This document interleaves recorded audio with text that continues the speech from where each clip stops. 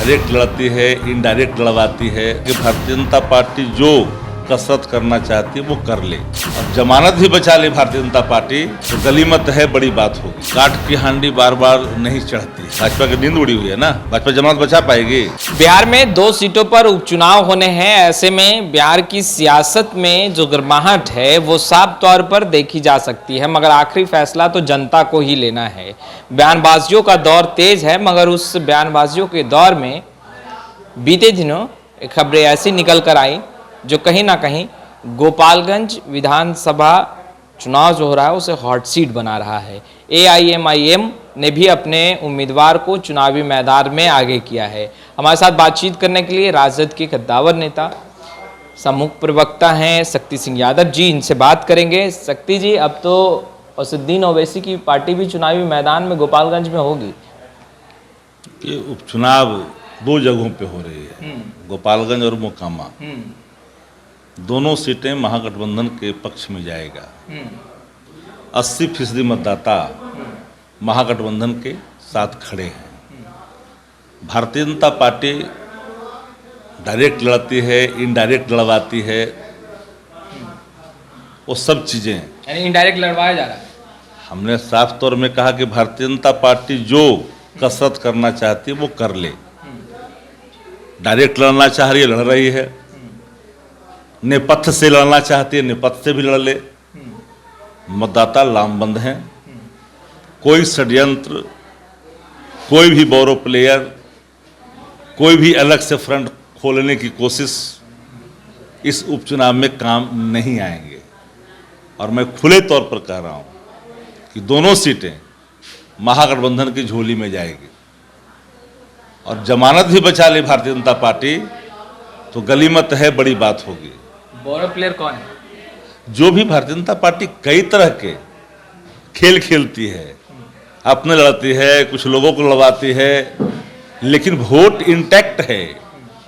और इंटैक्ट वोटों पर किसी प्रकार का षड्यंत्र काम नहीं आएगा। AIMIM के बिहार प्रदेश अध्यक्ष अख्तरुल इमाम ने कहा कि गोपालगंज में अल्पसंख्यकों की संख्या है और ऐसे में वो अपने समाज के हित में सोचते हुए उन्होंने उम्मीदवार खड़ा किया और जीत उन्हीं के झोली में गई। देखिए, काठ की हांडी बार बार नहीं चढ़ती है।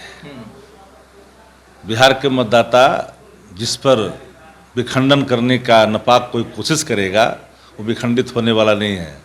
सब लोगों ने देखा है हाल, कौन लोग किसके इशारे पर कहां कहां चुनाव लड़ते हैं, सबको पता है। लेकिन मैं इतना ही जानता हूं कि 80% मतदाता महागठबंधन के पक्ष में जो लामबंद है। भाजपा की नींद उड़ी हुई है ना, भाजपा जमानत बचा पाएगी।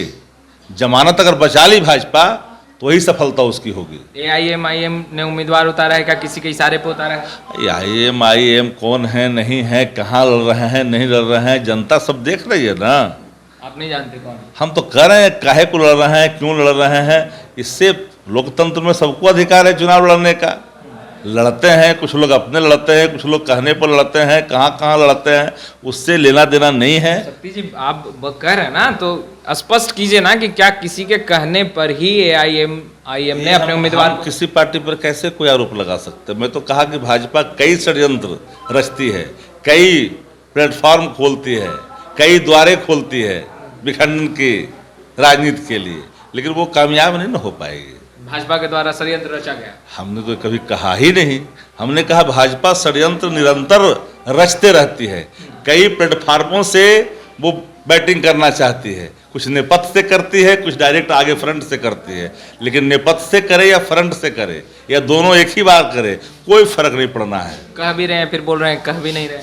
हम तो कहीं दिया, बाकी तो आप समझ ही रहे हैं। हम जो कह दिया, जो कहना था कि भाई Bharatiya Janata party direct front पर खेले या फिर बैकफुट पर से किसी को खिलाए, उससे कोई फर्क नहीं पड़ता है।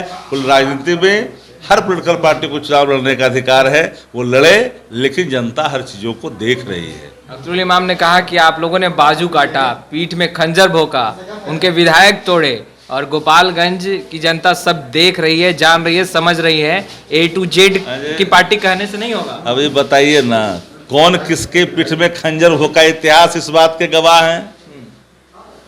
कौन लोग राजद के पीठ में खंजर भोंका, कौन लोग जदयू के पीठ में खंजर भोंका, कौन लोग मैदान छोड़ करके भागा, ये हम चर्चा करने के लिए थोड़ी बैठे हैं। तो जनता देख रही है चीज़ों को। हमने एक लाइन में कहा पूरी बात कि भारतीय जनता पार्टी फ्रंट पर आकर के चुनाव लड़ रही है। नेपथ्य से भी कुछ दरवाजे अगर खोलना है तो खोल ले। 80% मतदाता महागठबंधन के पक्ष में लामबंद हैं। जमानत बचा ले, ये बहुत है भाई। गोपालगंज में मुस्लिम वोट बैंक पे आप लोगों का इफेक्ट नहीं पड़ेगा, अख्तरुल इमाम ने जो उम्मीदवार। अच्छा ये बताइए, देश जिस रास्ते से गुजर रही है, कोई चाहेगा कि हम खिलौना बनकर करके हम विखंडन करें तो संभव है? कोई संभव नहीं है। कोई प्रभाव नहीं पड़ेगा, एक वोट गलती से भी नहीं। तो आपने सुना किस तरीके से शक्ति सिंह यादव साफ तौर पर कहते नजर आ रहे हैं कि दोनों ही सीट पर जीत होगी और AIM ने जो उम्मीदवार चुनावी मैदान में गोपालगंज में आगे किया उससे कोई भी प्रभाव पड़ने नहीं जा रहा है। खैर, लाइव स्टीज के साथ बने रहे, आपका बहुत बहुत शुक्रिया।